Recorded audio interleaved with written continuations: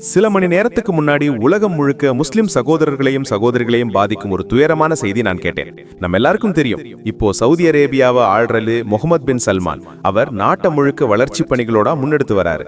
ஆனா அந்த வளர்ச்சி எல்லாமே மேற்கத்திய கலாச்சாரத்துக்கு போய் கொண்டிருக்கிறது. அதாவது ஒரு விதத்தில் மதத்தின் அடையாளங்களையும் மரபுகளையும் பின்வாங்க செய்யும் வகையில் நகர்ந்து கொண்டிருக்கிறது. முகமது பின் சல்மான் ஆட்சிக்கு வந்ததிலிருந்து உலக முஸ்லிம் மக்களுக்கு கேட்கும் செய்திகள் பெரும்பாலும் மனதை புண்படுத்தும் மாதிரி தான் இருக்கு.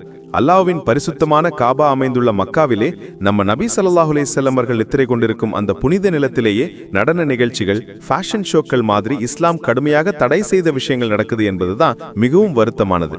இப்போ அதைவிடவும் அதிர்ச்சி தரும் செய்தி என்னன்னா, மக்காவிலேயே சினிமா தியேட்டர் திறக்க போகுவார்கள் என்றுதான் வெளிவகிருக்குது. இது குறிச்சு ஒரு வீடியோவும் இருக்கு. அதுல மக்காவுல புதிய சினிமா தியேட்டர் கட்டும் திட்டத்தை பற்றி தான் சொல்லியிருக்காங்க. அதுல சொல்லியிருக்கிறது, இஸ்லாமின் மிக புனிதமான இடமான மக்காவில சினிமா திட்டம் தொடங்கப்படுறது பெரிய சர்ச்சைக்குரிய விஷயம் என்று. சவுதி அரசின் பப்ளிக் இன்வெஸ்ட்மெண்ட் ஃபண்ட் நிறுவனத்தின் கீழ் வரும் சவுதி என்டர்டெயின்மெண்ட் வெஞ்சர்ஸ் அண்டு ஒரு நிறுவனம் இதை செய்கிறதாம். இது ஸ்மார்ட் மக்கா என்று சொல்லப்படும் ஒரு பெரிய திட்டத்தின் ஒரு பகுதி தான்.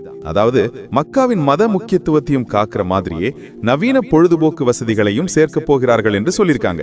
2023 சவுதி என்டர்டெயின்மெண்ட் வெஞ்சர்ஸ் நாடு முழுக்க $2.5 பில்லியன் மதிப்பிலான ஒப்பந்தங்களை கையெழுத்திட்டதாம். அதுல மக்கா சினிமா திட்டத்துக்கே சுமார் 1.3 பில்லியன் சவுதி ரியால், அதாவது $347 மில்லியன் செலவாக போகுது. Modern building leaders MBL and ஒரு உள்ளூர் நிறுவனம் இதை கட்டப்போகுது. இந்த திட்டம் பரிசுத்த காபா பள்ளிவாசல் வளாகத்துக்கு வெளியே உம்முல் குரா பல்கலைக்கழகத்துக்கு அருகிலுள்ள அல் அப்தியா என்ற இடத்துல வரப்போறது. மொத்தம் 80,000 சதுர மீட்டர் பரப்பளவுல 40 வருடங்களாக தடை செய்யப்பட்டிருந்ததை 2018 விஷன் 2030 திட்டத்தின் ஒரு பகுதியாக முகமது பின் சல்மான் தடை நீக்கினார். அதுக்கப்புறம் நாடு முழுக்க நிறைய சினிமா தியேட்டர்கள் திறந்தாச்சு. 2024 சவுதியில முதல் முறையா ஸ்விம் சூட் ஃபேஷன் ஷோ நடந்திருக்கு. அதோட பெரிய அளவில் இசை விழாக்களும் நடந்தாச்சு. மதீனாவுல சினிமா தியேட்டர்களும் திறக்கப்பட்டாச்சு.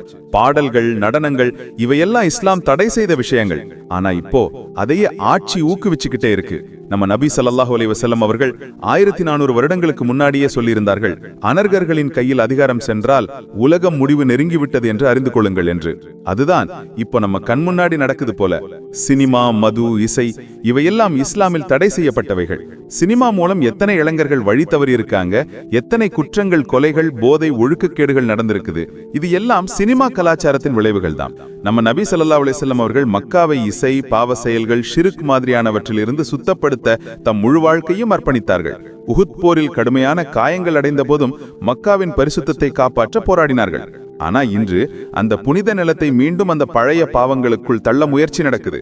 நம்ம நபி ஸல்லல்லாஹு அலைஹி வஸல்லம் அந்த நாட்டை ஷிர்க் மற்றும் ஷைத்தானிய செயல்களில் இருந்து காப்பாற்றியவர்கள். ஆனா இப்போ நவீனமயமாக்கணும் பேர்ல நடக்கிற இப்படி சில விஷயங்கள் அந்த புனித நிலத்தின் பரிசுத்தத்தையும் கண்ணியத்தையும் குலைக்குது.